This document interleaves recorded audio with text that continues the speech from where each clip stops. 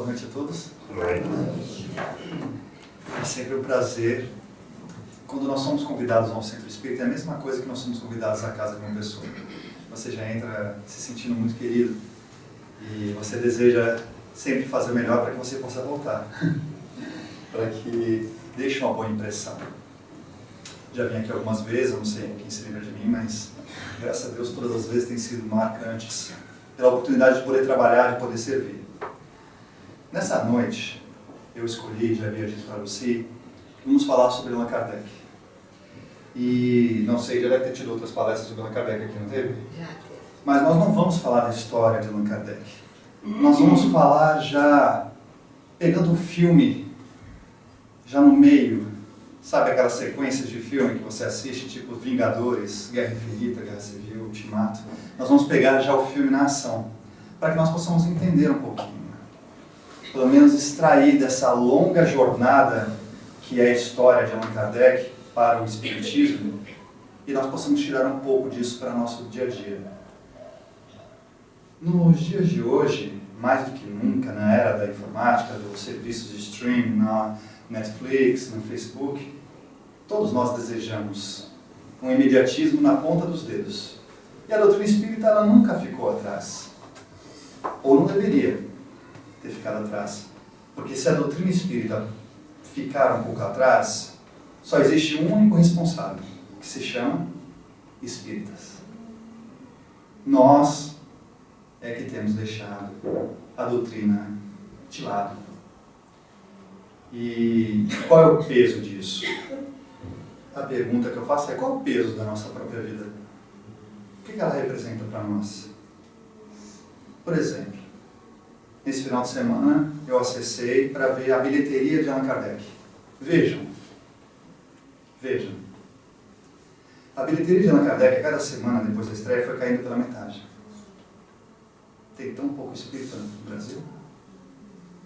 Cadê esses espíritas? Por que não foram assistir o filme? Ah, porque eu vou esperar sair em DVD. Todo religioso, estudante da religião, ele tem sempre uma desculpa para dar. Mas na verdade, eu acredito que nos dias de hoje nós estamos atravessando uma época, mais do que nunca, onde é necessário que nós possamos entender não somente o plano físico e o plano espiritual, mas como a doutrina espírita pode ser utilizada no plano físico. Para que ela serve? Para que ela serve? Quem foi Allan Kardec? E qual é a aplicação da sua doutrina nas nossas vidas? Eu, como vocês, respiro oxigênio, me alimento e tenho todas as necessidades que qualquer ser humano tem. Então eu sei quão é importante a reforma da Previdência, quão é importante os debates políticos, qual é importante, não tanto, não ligo mais para o futebol, mas eu sei que a maioria gosta ainda do futebol. Eu sei que tudo isso é importante. Como é que os filhos vão criar, como é que os netos vão ser criados, como é que vai ser a minha aposentadoria, se eu vou mudar de emprego, se eu vou mudar de cidade, se eu vou casar, se eu vou noivar, se eu vou me separar. Quantas dúvidas nós não carregamos dentro de nós? Várias. Tanto são, na verdade, a cota de espiritualidade que nós guardamos é mínima. Eu costumo dizer que se você deseja falar sobre espiritismo, não vá no centro espírita. Porque, por favor, né, gente, eu não convivo com vocês, então não é para vocês. Tá? Mas se servir, chega em casa e faça uma reflexão. Porque no centro espírita é um show de abraços, e isso é muito bom. Então a gente já é abraçado no começo, abraçado no fim, mas às vezes a gente esquece de entre um abraço e falar da doutrina. Participamos de todas as atividades, quanto mais atividades temos mais, e nós nos orgulhamos disso, chegamos em casa, falamos com os amigos que não são espíritas, que eu faço isso, eu participo do lanche, participo do brechó, e dou passe, e doutrino, e fico com as crianças, e limpo o centro, recolho isso, recolho aquilo, já estou 5 anos, já estou 7 anos, já estou 11 anos, e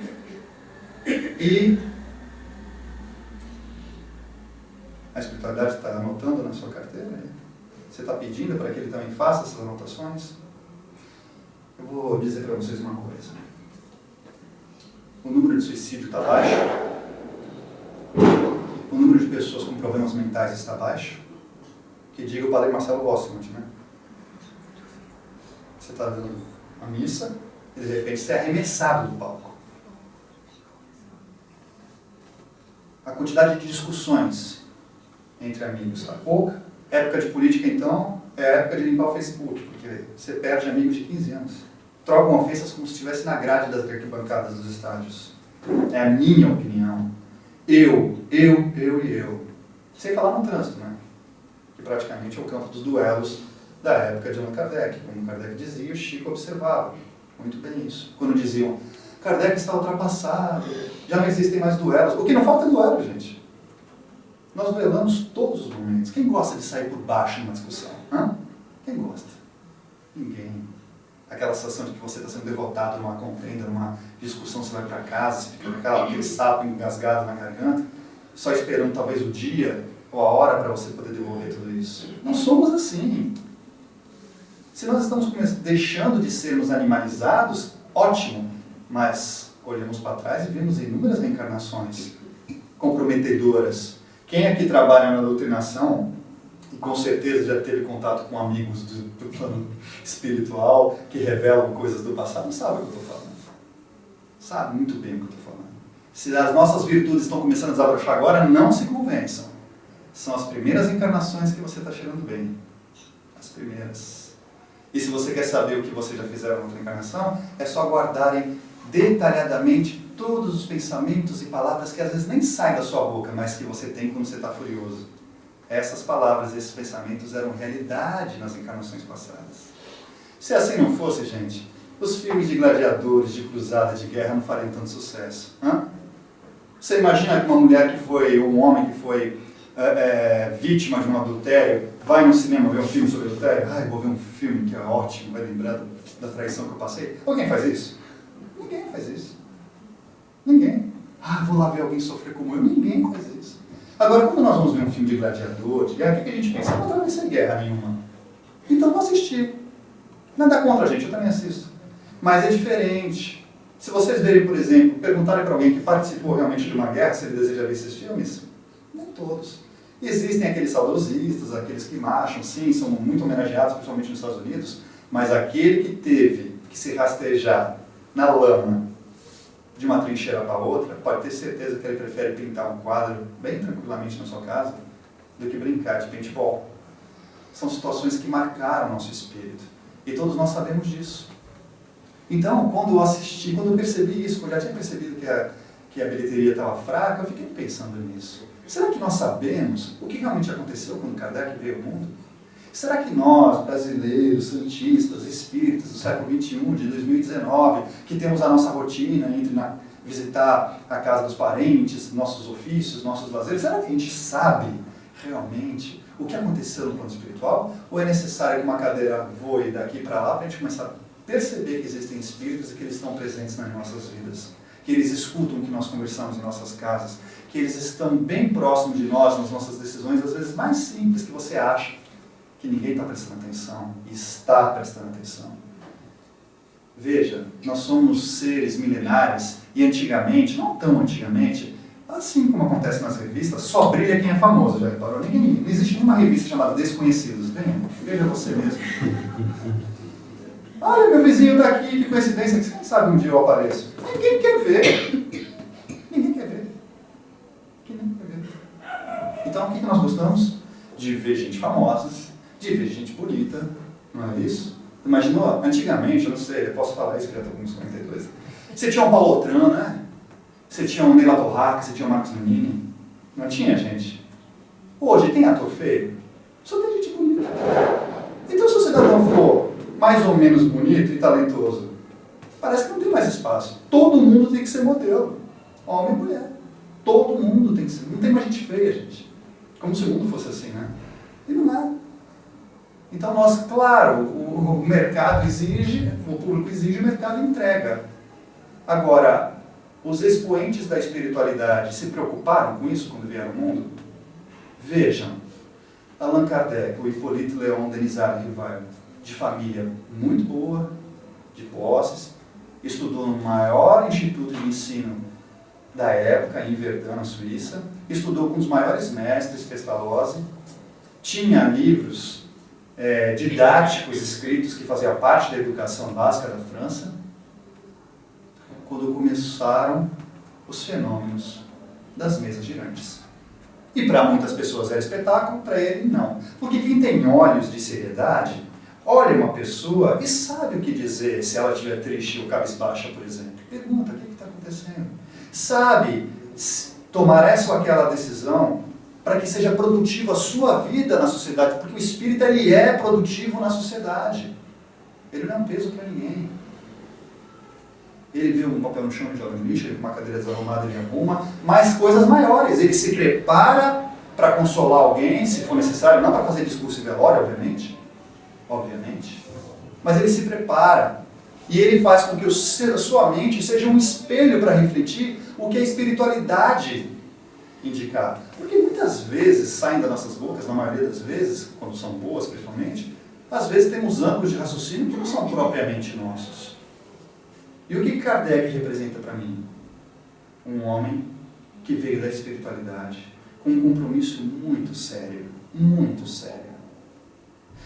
Vai sair um filme agora, já está até em cartaz na Nau. Eu ainda não assisti, mas deve ser bom. É com o Mel Gibson e com o Champagne. E é a história de dois homens, enfim, chamado Gênio Louco, tem acho que uma questão de crime, um mistério, mas eles trabalham na criação do dicionário. Eu sei que todo mundo deve ter um dicionário em casa, meio empoeirado e tal, e a gente não dá muita atenção, mas o que seria de nós sem um dicionário? Já leram o livro do Divaldo, gente? Cheio de palavras que você não sabe, né? Do André Luiz, de Allan Kardec. Nós precisamos de um dicionário. E as obras de Allan Kardec são o dicionário da alma.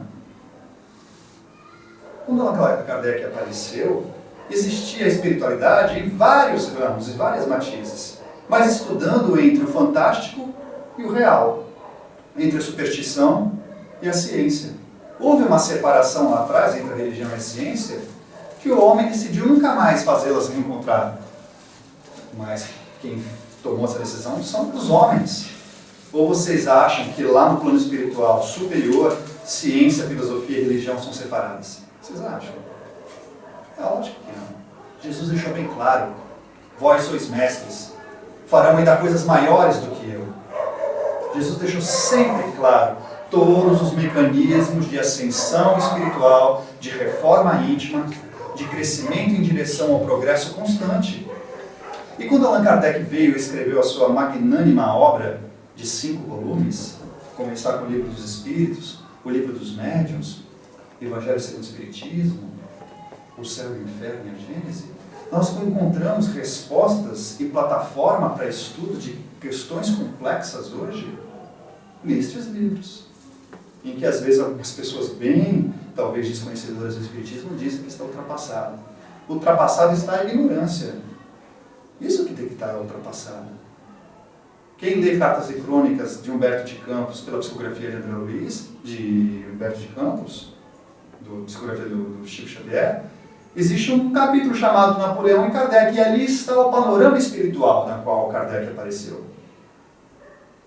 A assembleia de espíritos superiores que estavam presentes no momento da encarnação de Allan Kardec.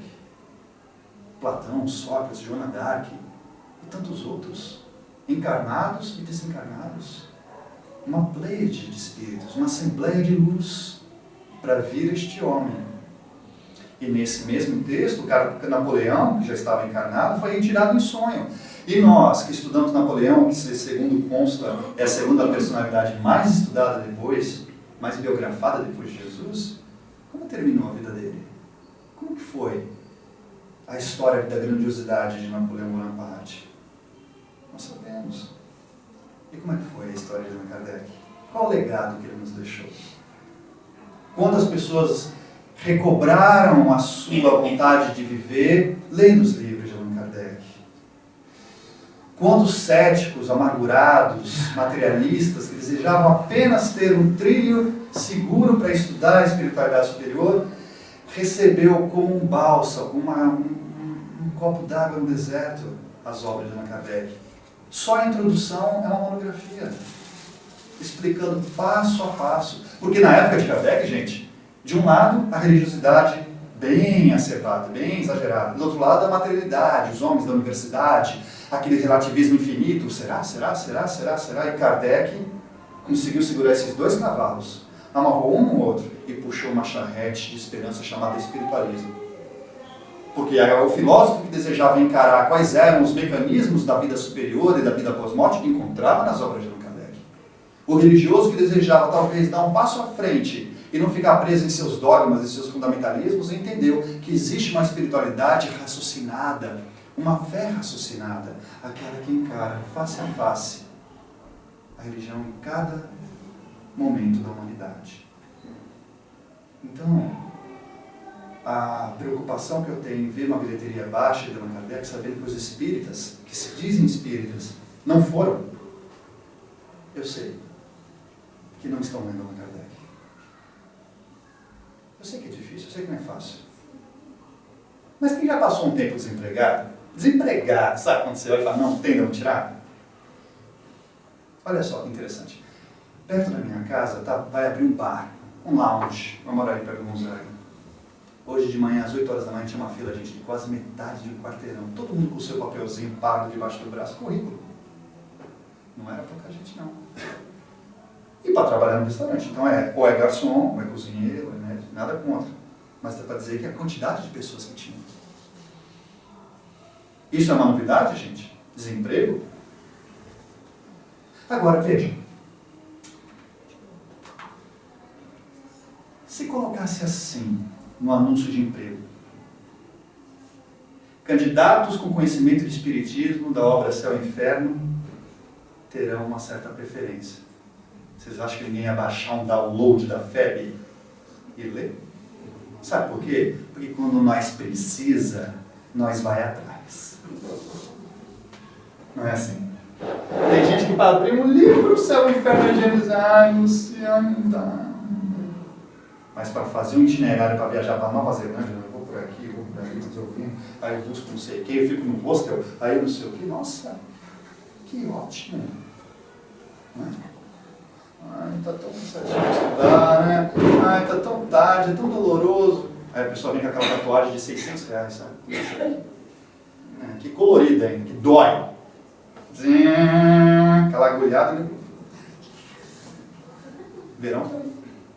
Aí já embrulha o bracinho, né? Com a parte do corpo, passa aquele hipoglós, né? E vamos embora, tá pronto. Tá me enganando quem? Se André Luiz, que era André Luiz, a gente passou 8 aninhos naquele resort chamado Umbral. Um resort, ó, corria pra lá, tinha tênis ali, corria pra lá, aí corria pra cá, corria pra lá, corria pra cá, correndo dos espíritos umbralinos. Ele voltou magrinho, porque você tinha erva seca e água do córrego de lama. Gente, é um spa, você fica, ó, fininho. E como diz o velho ditado, lá o filho chora e a mãe não vê.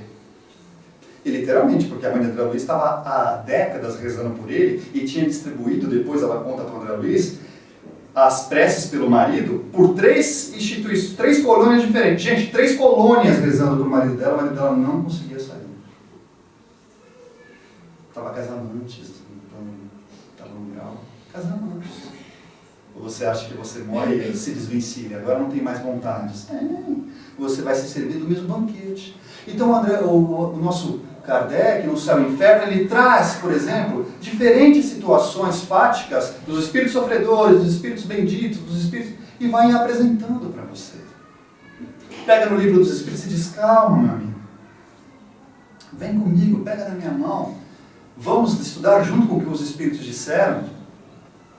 Vamos conhecer sobre o espírito, o fluido vital, a origem do universo, o planeta de transição. Vocês querem ver uma coisa? Por acaso vocês sabiam que na Terra, na época da sua formação geológica, vulcão para lá, magma, metal fundido, existiam espíritos aqui? Existiam já espíritos aqui. O planeta era transitório, está na questão. A gente esquece. A pergunta é, fazendo o quê? A gente não tem essa vontade. Fazendo o quê? O filho quando chega no colégio, o que você vai fazendo? A gente pergunta. Somos espíritos, nós vamos voltar para o mundo espiritual. Eu não quero estragar, não dar spoiler da vida de vocês, mas todo mundo aqui vai desencarnar. Vocês se esperaram para pensar nisso. Aí vai ser recebido pela minha mãe que falou. Eu vou para a colônia na Solar, Rio de Janeiro, gente. Santos é uma outra colônia. O pessoal está muito focado, né? Vou para Dubai. Não é assim, não. tem outras colônias. A pergunta é, se você já é trabalhador aqui, porque lá o negócio é chinês, o negócio lá, sabe? É China, você trabalha pra caramba. Agora, não é só trabalhar, tem que trabalhar e amar. Olha, me deixa aqui no meu cantinho, é tudo que a gente pede quando a gente está trabalhando, me deixa aqui na minha oficina. Não, você vai entrar na sua oficina, você vai trabalhar, você vai limpar a baba, você vai isso, você vai aquilo, e vai abraçar. Porque no livro Mensageiros, a Narcisa chega para André e fala, Luiz, você está trabalhando muito, eu sei, mas acho que um pouco desse trabalho é fuga, hein? Aí ele, adivinhou. Nós não somos deixados em paz quando se trata do aperfeiçoamento espiritual. Vou me enganar quem? Eu costumo dizer assim, gente, para saber se eu estou antenado. Quando eu estou dando os meus petis, quando eu estou dando chilique, quando eu estou naqueles dias que eu não estou... Se eu estivesse no meio daquela turminha de auxílio da série André Luiz, eu estaria contente, eu estaria envergonhado, estaria dentro do contexto do trabalho em prol do próximo. Mas, quando vocês, por exemplo, desejarem saber o quão avançada é a doutrina espírita, e essa observação eu faço com muito respeito, eu iniciei um estudo sobre o Evangelho, então eu escuto até youtubers de outras religiões, principalmente os nossos irmãos protestantes, e obviamente muitos deles fazem comentários sobre a doutrina espírita. Eu escuto do começo ao fim, leio aqueles comentários inspiradores, né? E chego a uma conclusão: o quão avançada é a doutrina espírita, a gente não tem noção disso. E olha, avançada, ela já está escrita desde quando? 1857, gente. Então, quando nós estamos lendo aqueles textos difíceis, que parecem monografias de faculdade, e às vezes a gente fecha, olha para aquele rostinho e vê Allan Kardec, aí você dá aquela suspirada, porque mandaram eu ler o tomo 5.4 do capítulo tal, aí você lê, e você fala, não entendi. Presta atenção, nós devemos respeito a ele. Respeito. Eu estava na praça de alimentação, nesse sábado, no shopping, e vi uma menina de 15 anos com limitações mentais, comendo com a família. Quantas vezes a gente não vê isso? Eu fico imaginando, porque eu sou cuidador da minha mãe, no período noturno, eu fico pensando naquela família, nos sonhos daquela mãe para aquela criança, para aquela adolescente. A maioria das meninas vão namorar, vão casar, vão ter filhos, ela não. Ela colocava as mãozinhas na orelha, aí eu baixava a testa perto da mesa e voltava, e a mãe dava uma comida, e eu pensei comigo, claro que nós devemos ser felizes, fazermos, mas eu não posso ficar indiferente à dor do mundo. Quando chegar a hora dos meus, eu não posso deixar de pensar naqueles que perderam seus filhos jovens e não tiveram a oportunidade de viver o quanto eu vivi com os meus. Mas mais do que nunca, não somente respeitar as dificuldades que as pessoas atravessam, nós sabemos através da codificação kardeciana como e por que isso acontece, numa lei de causa e efeito, numa lei de reajuste de consciência, numa lei onde nós desejamos nos aperfeiçoar e entendermos que nós não temos crédito. Isso é muito doloroso. Eu não fiz por merecer isso. Você só fez por merecer isso. Veja o mundo que você está habitando. Você está sentado numa mesa de barzinho, na mesa do lado pode ter um assassino brindando com a sua esposa e você não sabe. Você pode estar num cinema, 4 pessoas atrás, pode estar um ladrão de bancos, uma pessoa que abusou de uma criança. Não é assim, gente? Eu estou exagerando? Não. E não estamos misturados nesse caldeirão. Nós não merecemos estarmos juntos. Às vezes você vai lá na padaria, pede 200 gramas de mussarela e 100 de mortadela, uma pessoa que tem um péssimo caráter. Ela entrega e você vai para sua casa. Então vivemos num caldeirão onde nós precisamos entender que para nós sermos úteis, nós temos que ter fundamento, nós temos que ter conteúdo. E qual o melhor conteúdo espiritual que não seja a incansável e insuperável obra de Allan Kardec? Um homem que se sacrificou porque não precisava, tinha vida confortável. Ele e a esposa se sacrificaram, tiveram a vida econômica abalada, teve momentos de quase desespero, mas São Luís disse para Kardec, a tua fé é como um muro de aço. E a nossa fé é muro de aço? 2 acontecimentos numa semana, você já ajoelha e fala, Deus, o que é? Me tira daqui, não é assim. A mulher vai fazer exame de mama, aparece uma coisinha. Nem sabe se é benigno ou maligno, minha filha. O cogumelo atômico já está no horizonte. Você faz aquela reforma, faz o financiamento, 2 meses depois, desemprego. Não é assim, gente. Então, para que nós possamos nos nutrir, temos que casar o Evangelho, que ficou bem claro nisso, quando perguntaram qual é o guia e modelo para a humanidade. E os Espíritos responderam, Jesus. Então o Evangelho tem que fazer nossa parte, o Evangelho segundo o Espiritismo, o estudo do Evangelho, do Velho e do Novo Testamento, mas sobretudo o estudo da doutrina espírita. Porque eu convido vocês a quem não assistiu, então assista de novo aquele filme. Não é um filme ruim. Podia ser melhor? Claro que podia ser melhor. Quem ama a doutrina sempre gostaria de colocar uma pitadinha na sua pizza. É fácil também dar pitada no prato dos outros, né? Mas eu me emocionei vendo Kardec. Principalmente na fase, no momento do filme, quando os Espíritos disseram: e você terá amigos virando-lhe as costas, e você se sentirá sozinho, e não tem um trabalhador sério de centro espírita, um dirigente sério de centro espírita que nunca se sentiu sozinho. Não existe. Quantas vezes a pessoa pensa até em fechar o centro, ou por falta de trabalhador, ou por falta de pessoas engajadas, ou por falta de conteúdo, ou por falta de tudo. Feriado é o maior inimigo do centro espírita. Tchau. Ah, mas não merece viajar? Claro, merece, claro que merece. Mas tem gente que merece toda hora, né? Porque, vai. Tá cheio de merecimento. Aí quando chega do outro lado, ai, se eu soubesse. Ah, se eu tivesse mais tempo. Você tem o seu tempo aqui agora. Não tem idade, não tem limitação. Senta, vem, estuda, trabalha, comenta com o seu amigo e você vai perceber que Kardec eu chamo de estudo quântico, porque você olha e ele muda, você olha e ele muda, você olha e ele muda. E ele vai mudar de acordo com o seu crescimento espiritual. Quanto mais você estuda, Kardec vibra de um jeito. Cada vez mais, cada vez mais, cada vez mais. Olha as obras dele como se fosse um diário de alguém que realmente dedicou a sua própria vida para que nós possamos, armados dos ensinamentos espíritas, não cometermos os erros. Porque Kardec não é perfeito, vocês sabem. Mas ele tinha sido queimado na fogueira numa encarnação anterior, ou seja, ele já estava morrendo pelo Cristo, a 7ª bem-aventurança. E a gente está com medo se vai aposentar com 5 ou 10 anos a mais, porque eu trabalhei bastante. Justo, mas está na hora de a gente se sacrificar, seja por isso ou por aquele outro motivo.